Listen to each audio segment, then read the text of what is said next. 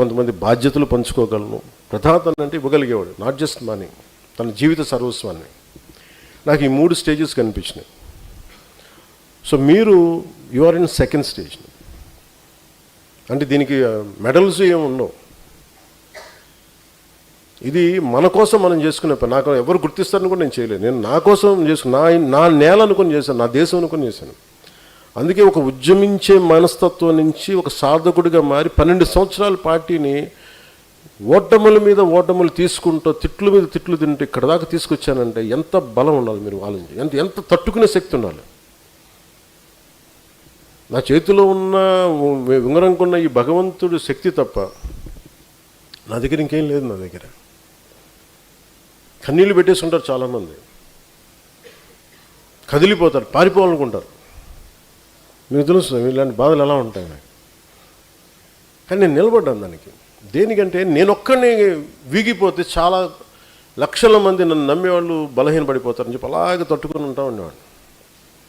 ఎప్పుడు మాట్లాడి నన్ను ఎంత కన్వీనియంట్గా తిడతారంటే, నన్ను ఒకసారి ఏమో కుల ప్రస్తావన పట్టుకొస్తారు.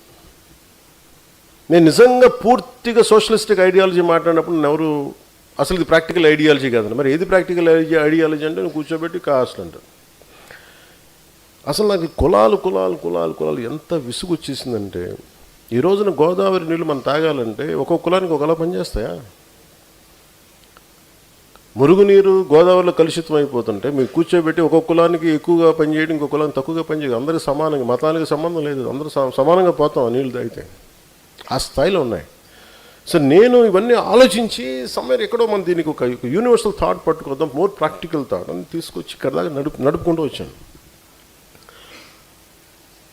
నా మీద ఇష్టంతో బైక్ హారన్లోనూ మనం కూర్చోబెట్టి మన సైలెన్సర్లు పీకేసి బైక్ సౌండ్ల దగ్గర నుంచి వచ్చే యువత ఈ రోజున బాధ్యత గల నాయకులు అయ్యారు చాలా నియోజకవర్గాలు. అంటే వాళ్ళు నిరంతరం నేను చెప్పి మాట్లాడి అసలు ఇంట్లో నుంచి బయటికి రాని వాళ్ళు ఎవరన్నా అడగాను, మీ పేరేంటమ్మా? హసీనా, షేక్ హసీనా. ఇక్కడున్న ఆడపడుచులు అందరూ వాళ్ళు అంతకుముందు ఒక 15 సంవత్సరాల ఇళ్ళ నుంచి బయటకు వచ్చేవాళ్ళు అడగాను, అసలు ఎప్పుడు వచ్చేవాళ్ళు కాదు.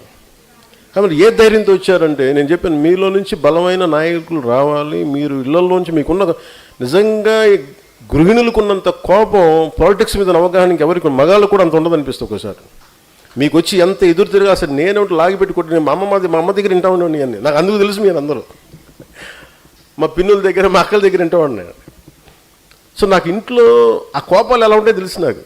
సో అందుకని నాకు జనసేన ఆడపడుచులకి చాలా ఉన్నతమైన స్థానం ఇవ్వాలన్న నా కోరిక. దానికి నమ్మి మీరు నిలబడినందుకు ఇక్కడ ఉన్న మీ తరపున జనసేనలో ఉన్న వీర మహిళలందరికీ మనస్ఫూర్తిగా మీకు నేను హృదయపూర్వకంగా పేరున ప్రతి ఒక్కరికి నా ధన్యవాదాలు. మీరు నన్ను నమ్మి నిలబడినందుకు నేను నా గుండె లోతుల నుంచి మీకు నేను నా కృతజ్ఞతలు తెలియజేస్తాను. అంటే యుద్ధం చేయాలంటే వీరతల కింద యుద్ధం మీరు పంపించాలి. మీరు విజయం సాధించడం, మీ దీవెనలు పంపించకపోతే మీకేం జరిగింది? మేమేం గెలుస్తాం ఇక్కడి నుంచి అంటే మీ దీవెనలు. అందుకనే నేను మిమ్మల్ని బలమైన వ్యక్తిత్వం ఉన్న వ్యక్తులుగా తీర్చిదిద్దాం అనుకున్నాను.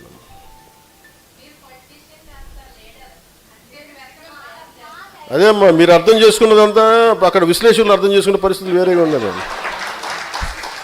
వాళ్ళు అలాగే అదే మా సగటు ఆడపడుచు అర్థం చేసుకున్నంత నన్ను అర్థం చేసుకోకపోతే, నన్ను అర్థం చేసుకున్న ఒకళ్ళేమ్మా, చాలా తక్కువ మంది అర్థం చేసుకున్నారు మీరు కాకుండా. సపోజ్ అలాగే మా ఆడపడుచు ఇక్కడ అర్థం చేసుకున్నంతగా మళ్ళీ మోడీ గారు అర్థం చేసుకున్నారు నన్ను, మధ్యలో అర్థం చేసుకోవాలా? ఆయనకి నేను అర్థమవుతాను, మీకు నేను అర్థమవుతాను.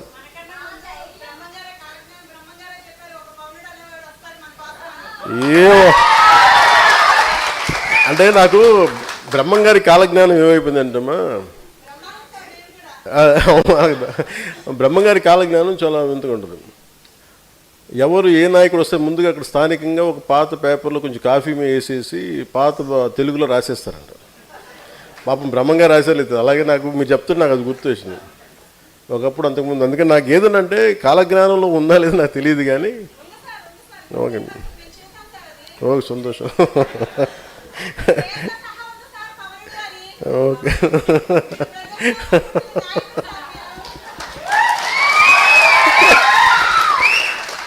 నాకు మీ మధ్యలో నన్ను బాధ పెట్టి నా నవ్వు తీసేశారు. అంటే ఎందుకంటే అంటే నా నవ్వు ఎందుకు తీశారంటే 2 సంవత్సరాలు నా నవ్వు పోయింది. మీరు చూస్తే చాలా తక్కువ నవ్వాను. ఒక నిమిషం. థ్యాంక్ యూ అమ్మా, థ్యాంక్ యూ.